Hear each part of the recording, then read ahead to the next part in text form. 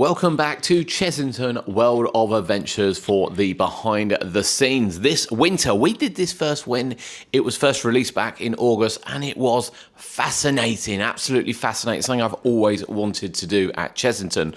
Those visiting or that have done it will know that you can take some videos outside, but once you're inside, it is pictures only. So this is mainly pictures only, which will take you through. Now, what you see here outside is the wheels. These wheels are had been used and they're waiting for relamination. They're all sent off as one bulk. And then, of course, you move on to the inside part. And inside, you can see Vampire Train, which is undergoing its refurbishment. Now, there was one in here last time we were here as well. However, it wasn't this one, because they were swapped over in September. Train 1 and 2 will be rocking it next year, and Train 3 will be undergoing its maintenance. Well, I say next year. This is due, I believe, to be swapped back around April, May time, as they are looking to get the ride open all year round. Of course, it would have been this year had it not had a slight issue.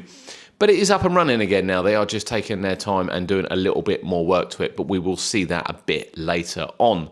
All laid out really nicely. You can see there the T3, so we know it's train free as well. Just waiting. Basically, they strip it right the way back. They go through part by part. Anything that's replaced needs to be replaced. And then, of course, we have brakes and everything as well, which are all checked for various rides. We have some new parts here, along with some of the old parts which have come off. And again, some of them might be able to be reused further down the line once they've been refurbished, but generally they are just disposed of, to be honest. But wheels they store and are all sent off at once as kind of one big recycle. There are a lot of parts in here, and you should not underestimate just how much these things weigh. These little bits that look tiny, they weigh a ton. This is why you're on safe paths, and this is why you're not walking in around them. But of course, the guide, usually an engineer will be there, obviously, to take you round, will tell you everything that's happening. In here as well is Dragon Fury's cars. As you can see, this is the spinning element, if you will. This is a car right stripped back, undergoing its winter maintenance. And again, these are recycled as well, in and out, throughout the year to keep the ride open whilst the year goes on. And that will be the plan as well going forward, to have Fury open much, much more. Then you go into the really impressive part storage area. This is all under lock and key, but you can see things like vampire seats. I mean, that's kind of things they store in here that they have spare. In here as well, you will find wheels. Of course, you will find anything from bolts to, rods, to anything you could possibly imagine that would be required to get the ride back up and running is in here. It really is. Now, of course, if a major component goes, there might be a little bit of a wait to get it, but they do store over £1 million worth of parts in the workshop, which is incredible, absolutely incredible. And then these are signed in and out through a computer system as and when they are needed. And then if the computer system needs to reorder them, it will reorder them. It's very, very clever the way it all works. And, I don't think enough credit is given. I think when rides go down in particular, everyone's like, oh, they don't keep parts. They do keep parts. There are obviously major components which might cause a problem, but there are a lot of parts in here which they can swap in and out and get the ride back up and running kind of instantly if they really need to. A really impressive look. I absolutely love coming into the parts room and having a look in here. There are a few final bits in here which they keep. You can see brake fins and bits as well before we head back out into the workshop, but lots of parts kicking around for other rides as well, as we are really in the winter maintenance period now, which is quite exciting. We now leave here and we head out onto park with a quick stop via Rattlesnake. As you can see, brakes and things are being done for there, drive wheels as well, all being looked at. That's not open for winter.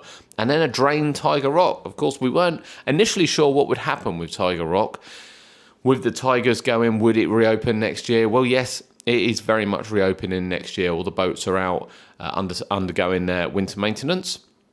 All the kind of wheels have been taken off, or the assembly's been taken off, and all the boats are sitting on their side. Generally, the ones that have been worked on are sitting flat, and you can see they aren't missing the drive wheels on there, as obviously the winter maintenance comes together.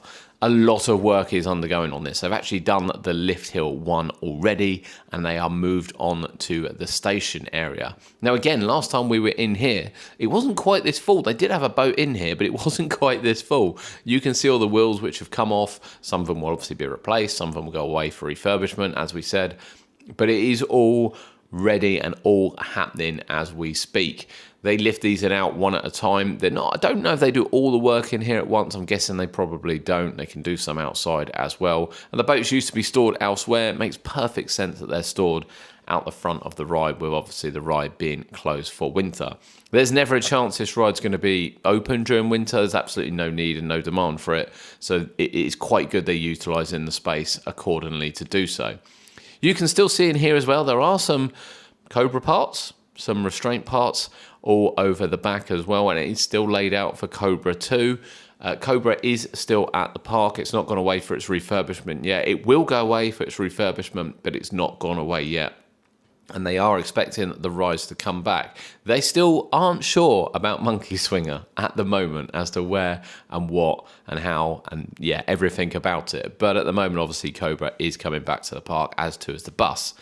You can see all the rollers in the station are being looked at, replaced, refurbished, whatever's needed. And yeah, the station is completely apart. Quite something to see. The belt is absolutely fine. That was replaced, I believe, a couple of seasons ago, because the old one we used to see out the back when we went into the back of Wild Asia. And this ride has received a lot of love. We keep saying it. A lot of people keep saying this ride will be going. It won't be going anywhere. They've spent a lot of money on Tiger Rock. It will reopen in 2026. I still think it'll be close to refurbishment the following year, but it will be open then. We then head down to the Mandrill Mayhem section, and this is still being used, the workshop, for sort of other rides. It's got bits from Sea Storm in here. It's got bits from everywhere in here. Last time in here, we were in here. The shells for the vampire trains were in here. We didn't actually see them on the tour this time. And of course, other control panels and pieces as well were in here. Some have moved on, and it is, you know, it changes. But this mainly is Sea Storm in here at the moment. Sea Storm is in a couple of areas as that undergoes its refurbishment and checks and everything. And obviously, it's a good space to use this at the moment, as the Mandrill train won't be coming off for a couple of weeks yet into January. And then that will take priority in here, and it will be very Mandrill. But you can see they keep all the diagrams, all the drawings, everything, all the schematics, everything is there for them to look at. We have parts in here as well. Mandrill parts are kept in here. I think there's other parts kept in here too, but mainly Mandrill bits. And they, you know, the upkeep on Mandrill, to be fair, has been really, really good. It very rarely has any downtime whatsoever, and you can see here, even from the little bits, they have it all.